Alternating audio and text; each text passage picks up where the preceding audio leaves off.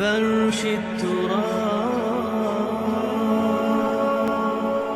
يضمني۔ اللہ کا جو ہمیشہ سے ضابطہ اور قاعدہ رہا ہے، قانون رہا ہے کہ کسی رسول کے بھیجے جانے کے بعد اور اس کی جانب سے اتمام حجت کے کیے جانے کے بعد بھی اگر کوئی قوم کفر پر اڑی رہے بحیثیت مجموعی تو اس پر عذاب الہی آتا ہے، عذاب استیصال۔ اگرچہ یہ عذاب مختلف شکلوں میں آیا، کہیں کسی قوم کو ان کے اپنے ہی علاقوں میں سیلاب بھیج کر اور غرق کر دیا گیا جیسے حضرت نوح علیہ السلام، کہیں کوئی بہت تیز آندھی بھیجی اور اس کے نتیجے میں جیسے کہ قوم عاد کے اوپر عذاب آیا، کہیں زلزلہ آیا، کہیں آسمان سے پتھراؤ ہوا جیسے کہ عمورہ اور صدوم کی بستیوں پر ہوا، کہیں جیسا کہ آپ کو معلوم ہے کہ آل فرعون کو ان کے محلوں سے اور گھروں سے نکال کر لا کر اور سمندر میں غرق کر دیا۔ تو قریش پر جو عذاب آیا ہے اللہ تعالیٰ کا وہ اپنی نوعیت میں منفرد ہے، چونکہ حضور خود قرشی تھے، بنی اسماعیل میں سے تھے، اور آپ نے اتمام حجت کر دیا ان پر 13 برس تک 12 برس تک دعوت دے کر، تو اب گویا کہ وہ عذاب الہی کے مستحق ہو گئے تھے۔ لیکن یہ عذاب الہی جو ہے قریش پر جو آیا ہے وہ بالاقساط آیا ہے۔ اس کی قسط اول ہے کہ جو غزوہ بدر میں ان تک پہنچی، انہیں مکے سے نکالا گیا جیسے کہ آل فرعون کو ان کے محلات سے نکالا گیا اور لا کر سمندر میں غرق کیا گیا۔ وہ مکہ دارالحرم تھا، وہ تو جگہ تھی حرم، لہذا وہاں سے انہیں نکالا گیا، اور میدان بدر میں پہلی قسط عذاب الہی کی انہیں وصول کرنی پڑی۔ ان کے 70 سردار کھیت رہے اور معجزانہ طریقے پر کھیت رہے، اس میں کوئی شک نہیں کہ جیسے عذاب الہی پہلے قوموں پر آتے تھے اسی طرح کا معاملہ یہ ہوا ہے کہ تقریباً نہتے 313 میں سے صرف 8 افراد کے پاس تلواریں تھیں، اور ادھر سے 1000 پوری طرح کیل کانٹے سے لیس ہو کر آئے تھے۔ تو اللہ کی خصوصی مدد تھی کہ جس سے یہ عذاب آیا ہے اصل میں قریش کے اوپر، اور تقریباً تمام بڑے بڑے نامور سردار جو ہیں وہی میدان میں کھیت رہے، 70 ان کے قیدی ہو گئے۔ ابھی زخمی کتنے ہوئے ہوں گے انہیں بھی آپ ذہن میں رکھیے۔ تو یہ عذاب کی پہلی قسط تھی جو غزوہ بدر میں آئی ہے، اور پھر عذاب کا آخری مرحلہ آیا ہے سن 9 ہجری میں، جب مشرکین عرب کو آخری الٹیمیٹم دے دیا گیا کہ اب بس چند مہینے کی تمہیں مہلت دی جا رہی ہے، اس کے اندر یا ایمان لے آؤ اور یا تمہیں تہہ تیغ کر دیا جائے گا۔ فَإِذَا انْسَلَخَ الْأَشْهُرُ الْحُرُمُ فَاقْتُلُوا الْمُشْرِكِينَ حَيْثُ وَجَدتُّمُوهُمْ۔ اب یہ انتہائی اسے کہ توہین اور تذلیل کے ساتھ چیلنج تھا۔ یہ دوسری بات ہے کہ وہ سب لوگ ایمان لے آئے اور یہ قتل عام کی نوبت نہیں آئی، لیکن یہ کہ یہ آخری قسط تھی۔ وہ آخری قسط جو ہے سورہ توبہ میں بیان ہوئی ہے، اور عذاب کی پہلی قسط جو ہے وہ سورہ انفال میں ہے۔ ان دونوں صورتوں کو جمع کر دیا گیا تاکہ انعام اور اعراف میں بنو اسماعیل پر یا مشرکین عرب پر اتمام حجت، اور انفال اور توبہ میں ان پر جو عذاب الہی نازل ہوا اس کی تفصیل۔ تو یہ تو ہے معنوی ربط اس گروپ کی مکی اور مدنی صورتوں کے مابین۔ باقی جو یہ سورہ انفال ہے اس کے بارے میں نوٹ کر لیجئے کہ غزوہ بدر کے فوراً بعد متصلاً بعد نازل ہوئی ہے، گویا کہ سورہ آل عمران جو ہم پڑھ چکے ہیں اس سے پہلے ہے اس کا نزول، اس کے اکثر و بیشتر حصے سے پہلے نازل ہوئی ہے۔ تو یہ زمانی ترتیب جو ہے اگر یہ ذہن میں نہ رہے تو پھر اس سے کافی خلجان پیدا ہو جاتا ہے۔ اس کا جو پس منظر ہے وہ یہ غزوہ بدر کا معاملہ سمجھنا بہت ضروری ہے۔ دیکھیے یہاں تفصیل کا موقع تو ہے نہیں، میں نے سیرت النبی علیہ صاحب الصلاۃ والسلام سے منہج انقلاب نبوی کے جو مختلف سٹیپس ہیں کہ اس میں کن کن مراحل سے ہو کر آپ نے دین کے غلبے کا جو فرض منصبی آپ کے حوالے کیا گیا تھا اس کی تکمیل فرمائی۔ تو اس میں یوں سمجھیے کہ ایک مرحلہ تھا جو مکے میں طے ہو گیا، اور وہ اصل میں 4 مرحلے تھے: دعوت، تنظیم، تربیت اور صبر محض۔ وہاں ہاتھ اٹھانے کی اجازت نہیں تھی۔ ہم پڑھ آئے ہیں، سورہ نساء میں آ چکا ہے کہ اس وقت حکم تھا کفو ایدیکم، اپنے ہاتھ بندے رکھو، تمہارے چاہے ٹکڑے اڑا دیے جائیں، تمہیں زندہ جلا دیا جائے، تم کوئی انتقامی کارروائی تو دور کی رہی، مدافعانہ کارروائی بھی نہیں کرو گے. No raising of hands even in self defence. یہ 4 مراحل تھے جو چلتے رہے تا آ کے ایک طرف تو حضور کے پاس جانثاروں کی ایک جماعت تیار ہو گئی جو سرد و گرم چشیدہ تھے، ہر طرح کے حالات میں سے گزر چکے تھے، سختیاں جھیل چکے تھے، قربانیاں دے چکے تھے. ان کے اخلاص با اللہ میں کسی شک و شبے کی گنجائش نہیں تھی. ان کے دل جو ہیں خالص ہو چکے تھے اللہ کے لیے. اور دوسری طرف یہ کہ اللہ تعالیٰ نے ایک دارالہجرت کا انتظام کر دیا، کھڑکی کھول دی مدینہ کی طرف، ہجرت کا اہتمام ہو گیا تاکہ اہل ایمان کو وہاں سے نکال کر اور مدینے میں لے آیا جائے. اب یہاں سے اقدام ہو، اسی لیے ہجرت فرض کر دی گئی کہ اب تمام مسلمان یہاں آ جائیں. ظاہر بات ہے کہ ہجرت جو ہے وہ فلائٹ نہیں تھی، وہ کوئی فرار نہیں تھا، بھاگ کر جان بچانا نہیں تھا. مغربی مورخین تو اسی نام سے اس کو یاد کرتے ہیں. وہ تو اصل میں یہ تھا کہ ایک جگہ اگر اس کام کے لیے موضوع نہیں ہے تو کوئی اور بیس، آلٹرنیٹ بیس اگر مل جائے تو وہاں سے اپنا آفینسو جو ہے، آخری فیصلہ کن اقدام جو ہے وہاں سے لانچ کیا جائے. لہذا مدینہ میں آ کر حضور نے صلی اللہ علیہ وسلم صرف 6 مہینے لیے ہیں انٹرنل کنسالیڈیشن کہ اب آپ آئے ہیں، نئے آئے ہیں، مہاجرین نئے آئے ہیں.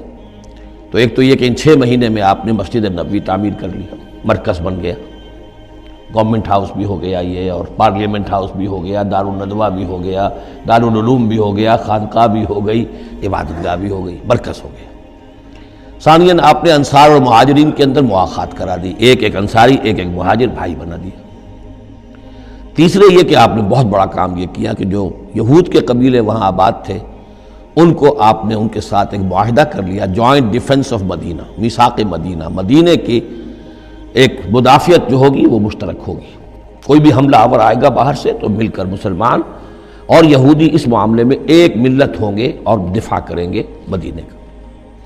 بس 6 مہینے آپ نے اس کام میں لیے. 7ویں مہینے سے پھر آپ نے کچھ چھوٹے چھوٹے دستے بھیجنے شروع کر دیے، چھاپا مار دستے سمجھ لیجئے، کہ جس سے وہ جو کیروان روٹس تھے، قریش کی لائف لائن یہی تھی، ان کا تجارتی سلسلہ تھا. شام کی طرف قافلے جو جاتے تھے وہ بدر سے ہو کر گزرتے تھے، بدر کے قریب سے، اور بدر جو ہے مدینے سے قریب تر تھا، مکے سے فاصلہ زیادہ ہے. اور جو قافلے جاتے تھے یمن کو وہ طائف سے ہو کر گزرتے تھے. تو آپ نے ان راستوں کے اوپر چھاپا مار دستے بھیجنے شروع کر دیے. جدید اصطلاح میں اس کو یہ کہا جائے گا کہ اکنامک بلاکیڈ آف مکہ. 8 ایسی مہمیں غزوہ بدر سے پہلے ثابت ہیں 1.5 سال کے اندر. 6 مہینے آپ نے وہ لیے، 1.5 سال اور 2 سال کے بعد غزوہ بدر ہو گیا ہے. تو یہ 1.5 سال میں 8 مہمیں، جن میں سے 4 میں کہ حضور خود بھی بنفس نفیس شریک رہے ہیں، اس لیے وہ غزوات کہلاتے ہیں، اور 4 وہ ہیں کہ جن میں آپ نے صرف کچھ لوگوں کو بھیج دیا ہے کسی امیر کے تحت، وہ سرایا کہلاتے ہیں. تو یہ جو صورتحال ہوئی، اور اس میں یہ بھی ہوا کہ حضور جہاں جاتے تھے خود تو وہاں کے قبائل سے آپ معاہدے کر لیتے تھے. اب یا تو وہ جو قبائل جو تھے مقامی، پہلے تو وہ قریش کے حلیف تھے، اب یا تو وہ حضور کے حلیف ہو گئے، مسلمانوں کے حلیف ہو گئے، تو قریش کی طاقت کم ہوئی، مسلمانوں کی بڑھ گئی. یا یہ ہے کہ وہ نیوٹرل ہو گئے کہ ہم نہ قریش کی مدد کریں گے آپ کے خلاف، نہ آپ کی مدد کریں گے قریش کے خلاف، نیوٹرل ہو گئے. اس سے بھی یہ ہے کہ قریش کا جو حلقہ اثر تھا، سیاسی زون آف پولیٹیکل انفلوئنس، وہ کم ہو رہا ہے. یہ 2 چیزیں ایسی ہوئی ہیں، political isolation of Quraysh and economic blockade of Mecca, جس کے نتیجے میں مکے والے جو ہیں پھر یوں سمجھیے کہ تنگ آمد بجنگ آمد. ورنہ مکے والوں کی طرف سے کوئی آغاز ثابت نہیں ہے تاریخ میں کہ حضور کے اور مسلمانوں کے مکے سے جانے کے بعد ان کی طرف سے کوئی ابتدا ہوئی ہو، کوئی انیشیٹو لیا گیا. 2 واقعات خاص طور پر ایسے ہو گئے کہ ایک چھوٹا سا آپ نے ایک دستہ بھیجا تھا نخلا، اور یہ نخلا جو ہے یہ مکے اور طائف کے مابین ہے، تو سمجھیے کس قدر فاصلے پر. اور وہاں مٹ بھیڑ ہو گئی، جو مسلمان وہاں بھیجے گئے تھے ان کے کفار کے ساتھ. وہاں ایک مشرک مکے کا مارا گیا، ایک کو انہوں نے قید کیا، ساتھ لے آئے، کچھ سامان جو ان کا تجارت تھا وہ بھی لے آئے، وہ مال غنیمت سمجھ کر. تو حضور اگرچہ ناراض ہوئے کہ میں نے تمہیں لڑنے کا حکم نہیں دیا تھا، میں نے اس لیے بھیجا تھا کہ وہاں رہو اور قریش کی نقل و حرکت سے ہمیں مطلع کرتے رہو. لیکن اب سچویشن پیدا ہو گئی، گویا کہ یہ چاہے ارادہ تھا یا نہیں تھا، ڈی فیکٹو شکل یہی ہوئی کہ اقدام ہو گیا مسلمانوں کی طرف سے، اب آغاز ہو گیا مسلمانوں کی طرف سے. ادھر جب ابو سفیان لے کر جا رہے تھے بہت بڑا قافلہ شام کی طرف، تو حضور نے اس کا تعاقب کیا، لیکن وہ تیزی سے نکل گئے تھے. لیکن جب واپس آ رہے تھے اور 50,000 دینار کا سامان تھا ان کے قافلے کے اندر، بہت لدا پدا قافلہ، انہیں یہ خطرہ ہوا کہ اب پھر محمد صلی اللہ علیہ وسلم اور ان کے ساتھی کہیں لوٹیں گے ہمیں اور ہمارے اوپر حملہ کریں گے، روکیں گے ہمارا راستہ۔ تو انہوں نے یہ کی دوہری حکمت عملی کی کہ ایک تو یہ کہ ایک سوار بھیجا آگے تیزی کے ساتھ دوڑایا کہ مکے جاؤ اور کہو کہ ہمارے قافلے کو خطرہ ہے محمد سے صلی اللہ علیہ وسلم، لہذا مدد بھیجو۔ اور ادھر یہ کیا کہ وہ عام راستہ جو تھا جو بدر سے ہو کر گزرتا تھا اسے چھوڑ کر ساحل سمندر کے ساتھ ساتھ نیچے سے ہو کر وہ نکل بھی گئے۔ اب وہاں مکے میں یہ دونوں چیزیں بیک وقت پہنچ گئیں، ایک طرف وہ نخلا سے لوگ روتے پیٹتے چیختے چلاتے ہمارا آدمی مار دیا محمد کے آدمیوں نے، وہ آ گئے، ادھر سے وہ آ گیا جو ابو سفیان کا بھیجا ہوا تھا ایلچی کہ دوڑو دوڑو دوڑو تمہارا قافلہ محمد لوٹنے والے ہیں اور یہ ہے اور وہ ہے۔ بس وہ وار کرائی وہاں ہوئی اور 1,000 کا لشکر جو ہے وہاں پر پھر جمع کیا گیا اور 900 اونٹ فراہم کیے گئے اور 100 گھوڑوں کا ایک رسالہ تیار کیا گیا اور وہ لوگ مکے سے نکل آئے۔ یہ صورتحال ادھر ہو رہی تھی۔ ادھر یہ ہے کہ حضور صلی اللہ علیہ وسلم نے مدینہ میں پہلے تو یہ فیصلہ کیا تھا کہ اب یہ قافلہ واپس آنے والا ہے تو ہم اس قافلے کا تعاقب کریں۔ ابھی جنگ وغیرہ کا آپ کو گمان نہیں تھا، ابھی مدینہ ہی میں آپ نے یہ جو ہے اس ایسا ارادہ ظاہر کیا کہ جیسے پہلے بھی گئے تھے، جب قافلہ جا رہا تھا شام کی طرف تو تعاقب کیا تھا، ایسے جب آ رہا ہے تو اسے انٹرسیپٹ کریں۔ لہذا ایک تو مشاورت ہوئی ہے مدینہ میں، آیا چلنا چاہیے یا نہیں چلنا چاہیے، وہ میں بعد میں عرض کروں گا جب ہم آیتیں پڑھیں گے۔ پھر جب کچھ لوگ نکل آئے اور یہ نہیں سمجھا گیا تھا کہ کوئی جنگ ہونی ہے، کوئی بڑا لشکر آ رہا ہے، اس وقت تک اطلاع نہیں تھی، اسی لیے بس جو جس کے ہاتھ میں آیا، کسی کے پاس نیزہ تھا، کسی کے پاس کچھ اور تھا، تلواریں 8 تھیں، گھوڑے کل 2 تھے، وہ چل پڑے۔ چلو اس لیے کہ مسئلہ تو قافلے کا مسئلہ ہے نا، کوئی جنگ تو ہے نہیں، کوئی لشکر وشکر تو آ نہیں رہا۔ جب آپ کچھ سفر طے کر کے مقام صفرا تک پہنچ گئے تو وہاں وحی آ گئی اور آپ کو اطلاع بھی پہنچ گئی، اطلاع بھی پہنچ گئی کہ ابو جہل جو ہے 1,000 کا لشکر لے کر مکے سے چل پڑا ہے۔ اور وحی بھی آ گئی، اللہ نے بتا دیا کہ اے نبی اب یہ 2 شکلیں ہیں، جنوب سے مکے کی طرف سے ایک لشکر آ رہا ہے، کیل کانٹے سے لیس ہے، شمال سے قافلہ آ رہا ہے، اور میرا یہ وعدہ ہے کہ ان دونوں میں سے ایک ضرور تم کو دے دوں گا، تم کو فتح حاصل ہو جائے گی۔ یہ میرے اہل ایمان کو بتا دیجئے اور ذرا مشورہ کیجئے۔ تو دوسری مشاورت جو ہے وہ مدینے سے نکل کر ہوئی ہے مقام صفرا میں۔ یہ اصل میں جو چیزیں اگر سامنے نہ ہو تو پھر یہ بہت خلجان ہوتا ہے، اور اکثر لوگوں کو، مترجمین کو اور مفسرین کو بہت خلجان رہا ہے ان آیات کے سمجھنے میں۔ اور اس کے علاوہ جو ایک خلجان رہا ہے وہ یہ رہا ہے کہ ایک دور ہم پر ایسا گزرا ہے انگریز کے حکومت کے زمانے میں، اور خاص طور پر جب نئی نئی مغربی سائنس اور مغربی تہذیب کا ہم پر حملہ ہوا ہے، تو چونکہ مغرب کے لوگوں نے یہ کہا کہ یہ اسلام تو تلوار سے پھیلا ہے، بوئے خون آتی ہے اس قوم کے افسانوں سے، تو ہمارے ہاں کچھ مخلص لوگ تھے، نیک لوگ تھے جو چاہتے تھے کہ اسلام کو اور حضور صلی اللہ علیہ وسلم کی سیرت کو بچائیں، اس کی دفاع کریں۔ انہوں نے کہا نہیں نہیں، اسلام تلوار سے نہیں پھیلا، حضور نے تو جو جنگیں کی تھیں وہ صرف مدافعانہ تھیں، ان کے اوپر جنگ ٹھوس دی گئی تھی اور آپ نے کوئی اقدام نہیں کیا۔ اور ان میں سب سے بڑا کام کیا ہے ہندوستان میں مولانا علامہ شبلی نعمانی رحمۃ اللہ علیہ نے، میں ان کا نام ادب سے لوں گا اس لیے کہ سر سید احمد کے زیر اثر تھے، اور وہ جو جدید جو ابھی آیا تھا، جو مغربی افکار و خیالات اور تہذیب اور تمدن اور ویلیوز اور نظریات کا جو ریلا آیا تھا، اس کا مقابلہ کرنا آسان کام نہیں تھا۔ تو یہ اپولوجیٹک انداز اختیار کیا ہے شبلی نعمانی نے، اور اس میں یہ ہے کہ وہ جو ابتدائی جو 8 جو غزوات اور سرایا ہیں جو بدر سے پہلے ہوئے، انہیں بالکل تقریباً نظر انداز کر دیا ہے تاکہ یہ ثابت نہ ہو کہ انیشیٹو حضور کی طرف سے ہوا ہے۔ یہ چیز جو ہے میں سمجھتا ہوں کہ ایک خاص دور کا تقاضا تھی، وہ دور اب گزر چکا۔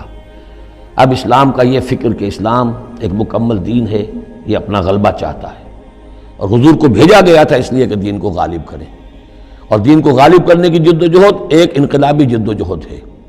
اس انقلابی جد و جہد میں جہاں پہلا مرحلہ یہی ہوتا ہے کہ پیسو ریزسٹنس ہو، اور پہلے تیاری کی جائے، دعوت، تنظیم، تربیت اور صبر محض کے ذریعے سے ایک قوت فراہم کی جائے۔ پھر دوسرا مرحلہ آتا ہے، باطل کے ساتھ ٹکرانا پڑتا ہے، اور اس میں آگے بڑھ کر ٹکر مول لینی پڑتی ہے۔ یہ نہیں ہے کہ انتظار ہی کرتے رہیں، یعنی ایک جس کو ہم کہتے ہیں کو ایگزسٹنس، پیسفل کو ایگزسٹنس، حق و باطل کے درمیان نہیں ہو سکتی۔ حق کیسے تسلیم کر سکتا ہے کہ باطل بھی موجود رہے؟ ہاں حق میں جان نہیں ہے، اہل حق جو ہیں بے جان ہے، مردہ ہیں، تو مجبوری ہے، لیکن اگر اہل حق میں جان ہو تو وہ کیسے برداشت کریں گے کہ باطل جو ہے اس کا غلبہ رہے؟ ہاں باطل جو ہے وہ نیچا ہو کر رہے، اگر وہ مغلوبیت کی شکل اختیار کر لے تو ٹھیک ہے، لیکن یہ کہ باطل کا غلبہ ہو اور اہل ایمان میں جان بھی ہو، تو یہ دو چیزیں جو ہیں یہ تو ایک دوسرے سے بالکل متضاد ہیں۔ جیسے حضرت ابوبکر نے فرمایا تھا ایبدل الدین وانا حی، کیا دین میں ترمیم کی جائے گی جبکہ ابھی میں زندہ ہوں؟ میرے جیتے جی دین کے اندر ترمیم یہ ممکن نہیں ہے۔ تو وہی بندہ مومن کی شان ہونی چاہیے۔ تو اصل حقائق الحمدللہ بہت اچھی طریقے سے واضح ہو چکے ہیں۔